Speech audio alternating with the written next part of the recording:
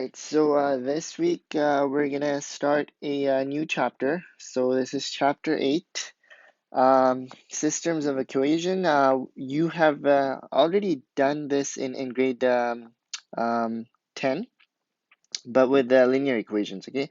Now you're gonna see a linear and a quadratic and a quadratic and a quadratic, but the idea is still the same.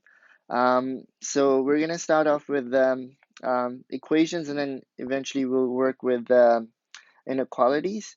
Um, and I think I'm going to combine chapter 8 and 9 together, and then give you a test instead of just giving you a test for chapter 8 separately and chapter 9 separately, because there's not much to be done here. So basically, the idea here is to find when do these two functions intersect. Okay, so we're looking for the point of intersection.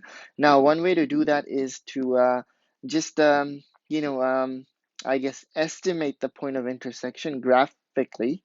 So let's just graph the two functions. Okay, so let me draw a Cartesian plane, and I'll try to make this as nice as possible. Okay, so for the starter question, right, I'm expecting you to do this on your own. I think you're more than capable of graphing these two functions.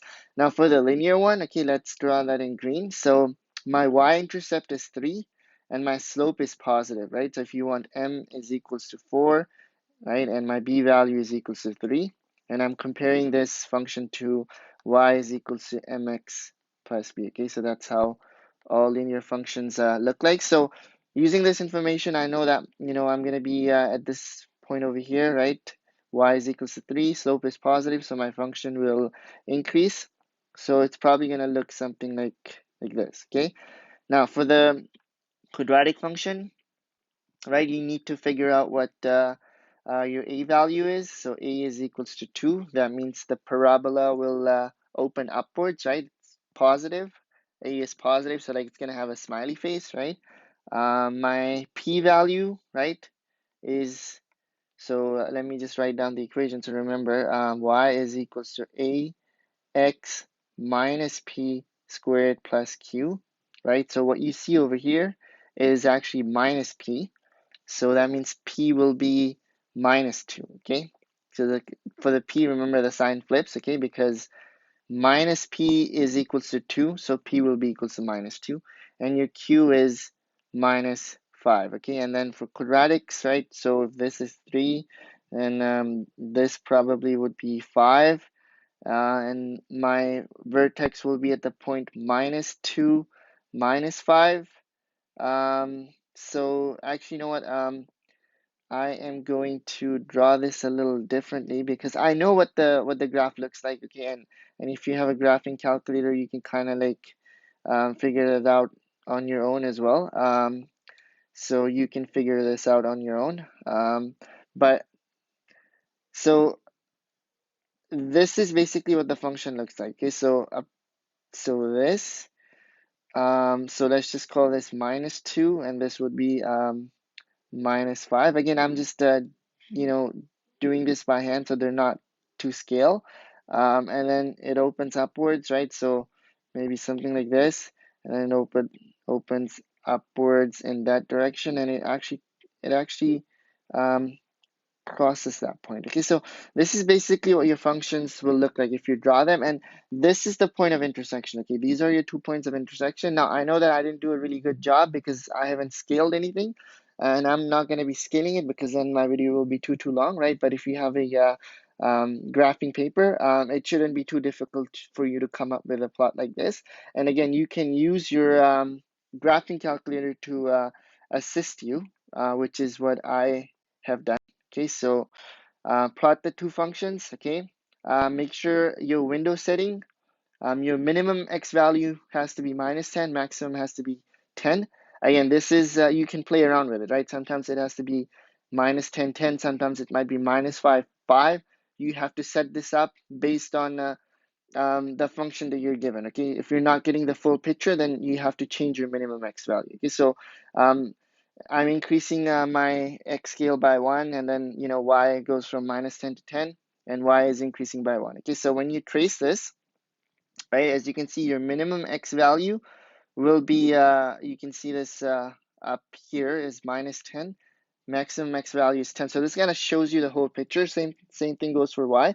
And here you can see the point of intersection. Okay, so this is the point where the two graphs, so you see, so for example, when x is equals to, as you can see down here, 0.6, my linear function has a value of approximately 5.4, and my quadratic has a value of like 9 something. Okay, but as you get closer and closer to 0, those values become closer and closer together, and at the point 0, both functions have the same x value and they have the same value, y value, which is what um, the definition of a point of intersection is. Okay, so these are two special points, right, where both functions have the same x value, they also have the same y value. Namely, this point is 0 and 3, and this point over here is minus 2, comma, minus 5. Okay, so in other words, if you plug in x is equals to 0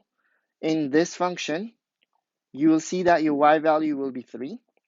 Right? And if you plug in x is equals to 0 in this function, you will see that your y value will also be 3. Okay, so this is a special point where both functions have the same x and y value. Okay, that's what we mean by point of intersection. Okay, so this is your intersection. Okay, point of intersection, point of intersection.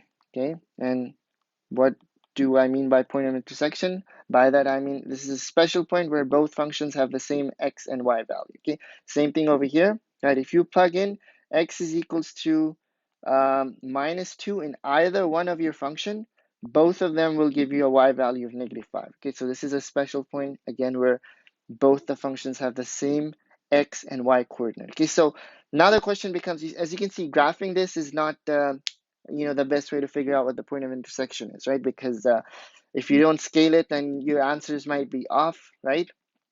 Graphing calculator, right? You have access to that, so make sure you're using it. And you could also use Desmos, okay? Because then you can kind of like do what I have done over here, right? You're gonna have different colors, so like it's easier to visualize. Your graphing calculator is black and white. So again, use all the resources that you have at your disposal. But the thing is, don't rely too much on those resources. Now you're doing this for the first time, so you could it's a good idea, it's a wise idea to use resources to double check your answers, but eventually try to um, do the questions without the help of those resources, okay? Because eventually you won't have access to your graphing calculator, especially when you go to university. Okay, so how do we do this algebraically? So I have this function, I have this function, okay? I am looking for the point of intersection. Now, the point of intersection, I said that it's a special point where both your x and y values are the same. So one way to do this is to compare, so just do y is equals to y, because both, so if you want, okay, just to make it easier for you, let's just call this y1 and let's call this y2. So I am interested in when the y value of my first function is equals to the y value of my second function. Okay, so y1 is equals to y2, or y is equals to y if you want. Okay, so I'm just right, so you could have just done y is equals to y, but that would not really um, that would have been difficult for you to understand what I'm trying to do over here. So I've labeled it as y1 as y2, and I know that at that point both functions will have the same y value, right? But what is y1? Y1 is actually equals to 4x plus 3, right? So I'm going to replace y1 by 4x plus 3, and I'm going to replace y2 by this, okay, because y2 is equals to that. So let me do that, okay? And then let's just expand this, okay? So I'm going to do this fairly quickly. So 4x plus 3 is equals to 2. And then, again, the goal is to make your equation, because now you're going to have to solve a quadratic, right? So you're going to have to make your one side of your equation equals to 0. That means you need to get rid of your brackets so that you can combine like terms and stuff like that. Okay, so when you expand this, square the first term, right, becomes x squared, and then you multiply the two together to get 2x, and then you have to multiply by 2 again, so this becomes 4x, and then you square the second term, so that becomes 4, right? And then minus 5, and now you just have to distribute this. Okay, so distribute the 2 over to get rid of your brackets. So basically this becomes 4x plus 3 is equals to 2x squared plus 8x plus 8 minus 5. Combine your like terms together, right? So 4x plus 3 is equals to 2x squared plus 8x plus 3, and then make it equals to 0. Okay, so again, you could either move everything up here to there, which is what I'm going to do because I'm going to only have to move 2 terms, or you could move the 3 terms over here, over there. It doesn't really matter, but here I'm going to have to do a little bit more work, so I don't want to do that. So, right, so if you want, if it's confusing you, remember, you could just move it over, change the sign, or you could just do minus 4x minus 3, so minus 4x minus 3, and then this becomes 0, right? So you get 2x squared plus 4x is equals to 0. Now, because you have 2 terms, this is actually going to be very easy to factor. You don't have to use product sum. Just factor the x. Okay, so if you factor the x, this becomes, if I factor, actually I'm going to factor 2x. Okay, if I factor 2x, this becomes 2x times x plus 2. Okay, so you can check, right? 2x times x is 2x squared, and then 2x times 2 is 4x. So now I have a product equals to 0, right? This means that either 2x is equals to 0, either this is equals to 0, right? Or, so if 2x is equals to 0, then if you solve for x, you divide by 2, and x is just equals to 0, right? Or x plus 2 is equals to 0, which means that x is equals to minus 2, right? And that's where the solution is coming from. Okay, so in the graph over here, right, minus 2 and 0, those are the x values that make the y values of your function equal. But what are the y values, right? How can you find the y values? You just have to plug these values back into your equation. So you can plug it in either in this function or in this one, okay? Because they're supposed to have the same y value. I would recommend plugging it in both of them, okay? Plug it in both of them just to be sure that you're getting the same y value. Okay, I'm not going to do that because I'm running out of space. But also because I don't want this video to be too long, right? So for example, if I plug in x is equals to 0 in this equation, right? So it's going to be 4 times 0 plus 3. So y will just equals to 3. Okay, so and then if you plug in 0 in here, right, you're going to get the same thing. Okay, so your point of intersection, once you find the y values, will be 0, comma 3. Oops. So at 0, your y value is 3. Okay, so 0, comma 3. And the other one is minus 2, comma negative 5. Again, how do you get the negative 5? Just plug in the negative 2 either um, either in this function, either in y1 or in y2. Okay, I'm just going to do it in y1. So y is equals to 4 times negative 2 plus 3. So this is negative 8 plus 3, which gives me negative 5. Now, if you plug it in this equation, you're going to get negative 5 as well. Okay, so because it's the point of intersection, right? It's supposed to give you the same y value. So these are your point of intersections, right? So again, you can either find them graphically, right, using your graphing calculator, but or you could just sketch the two functions and kind of like estimate that by yourself. But then again, chances of you finding an accurate and precise point will be somewhat difficult, which is why you have to rely on algebra. I used this technique over here where I compared the two functions. This technique is known as comparison. Okay, comparison, and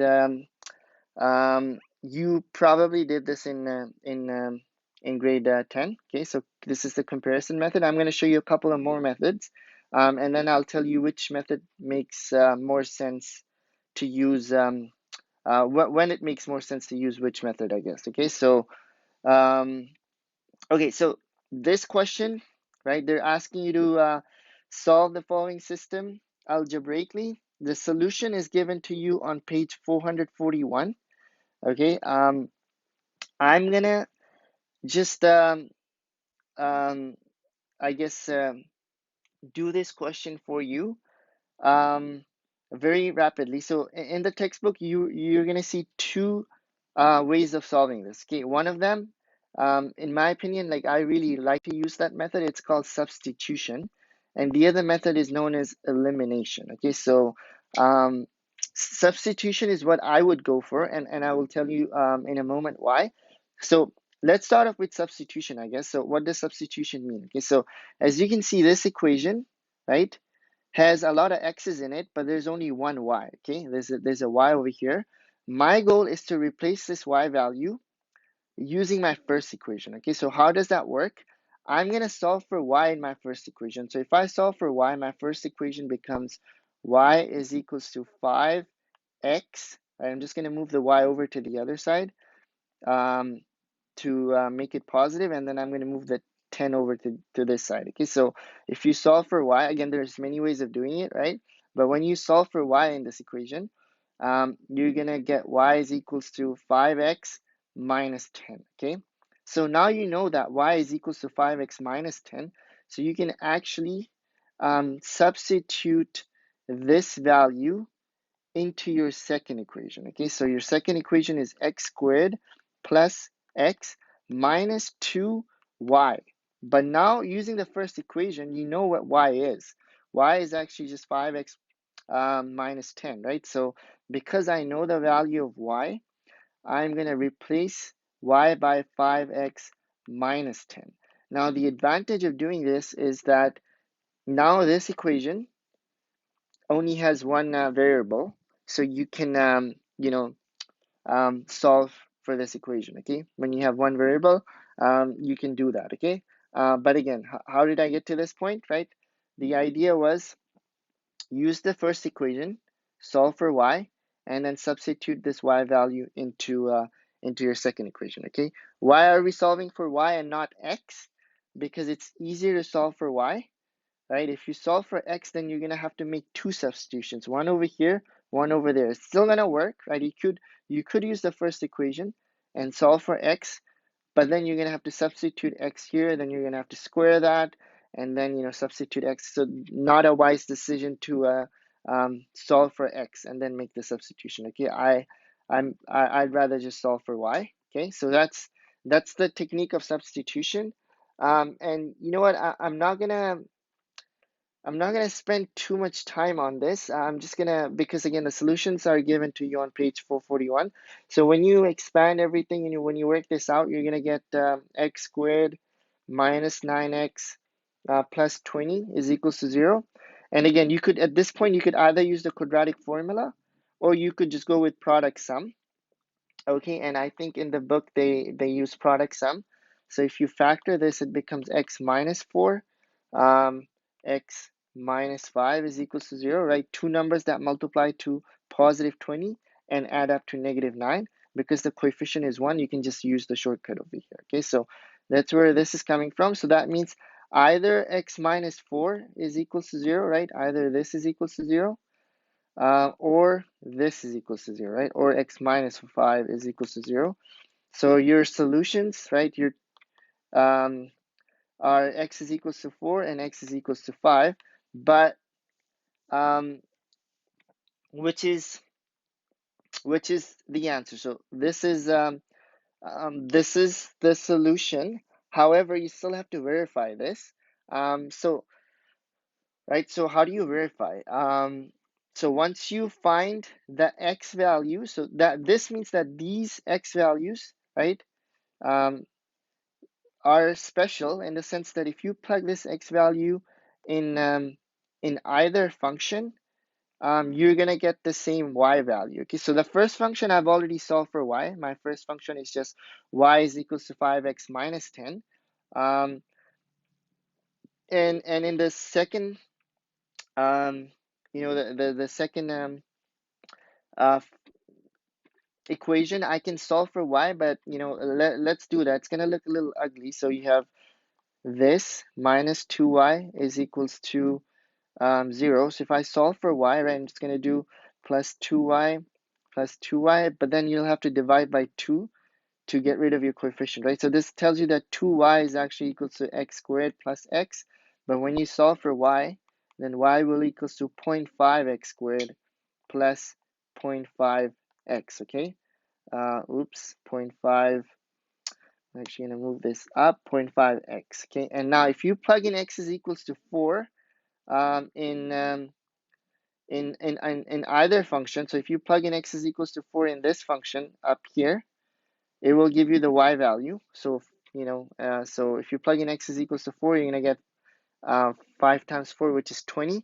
20 minus 10, you're going to get 10, okay? So the point of intersection, right, if x is equals to 4, you can find your y value either using this function. So in this case, if you so let's start with with this one, 5x minus 10. So y is equals to 5x minus 10, and you have y is equals to 0.5x squared plus 0.5x. Okay, so just plug in x is equals to 4 in either one of them, and in both cases, you should get 10, okay? In both cases, you're going to get 10. So your point of intersection will be 4 comma 10. Now do the same thing with x is equals to 5. Okay, x is equals to 5 over here, right?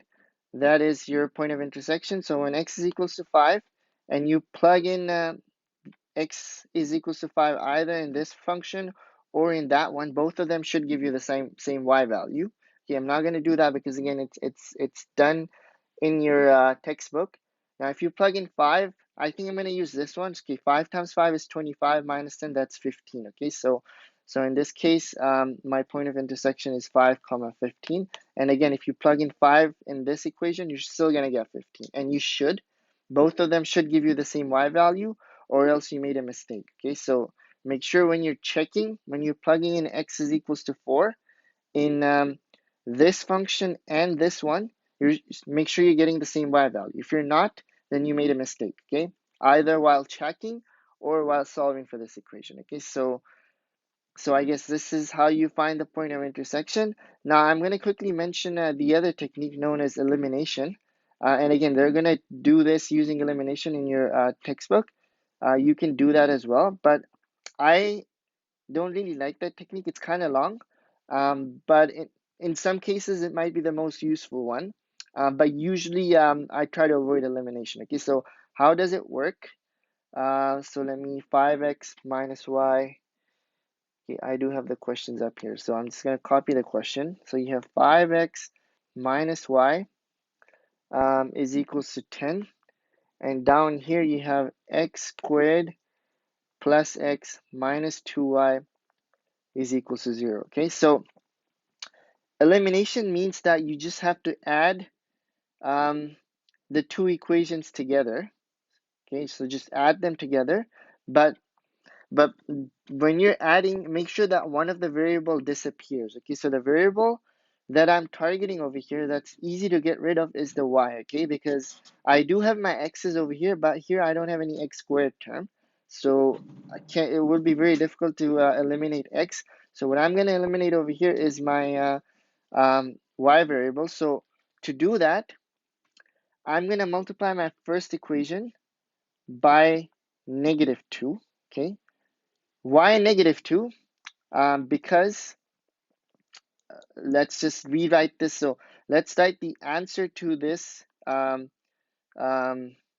guess this operation down here. Okay, so if I multiply this by -2, I'm going to have to multiply everything by -2. So the 5x will become 5 times -2. So minus 10x, okay? The minus y will become minus 1, right? The coefficient here is 1. Minus 1 times -2, so that's plus 2. And then you have to multiply the 10 by -2. So that becomes minus 20.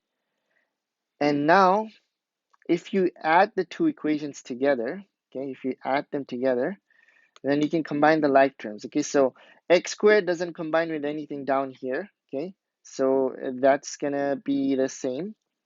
Now, the x term here, right, the x term, if you want, will combine with the minus 10x to give me minus 9x.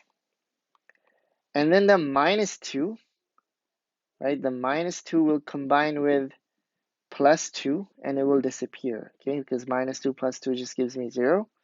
Okay, and then you have this is equals to minus 20, okay?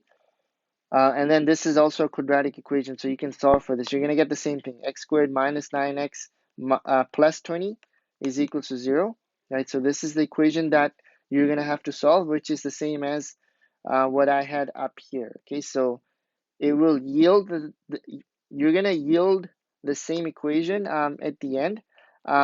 But you see the tricky part is, why am I multiplying by minus 2, right? So some of you might be asking yourself, why are you multiplying this by minus 2? Okay, because you want your y terms to cancel, and down here you have plus 2y. So up here you want to have minus, actually, okay, down here you have minus 2y, right? So for the minus 2y to cancel, you need this minus y to become plus 2y. So how do you change minus y into plus 2y?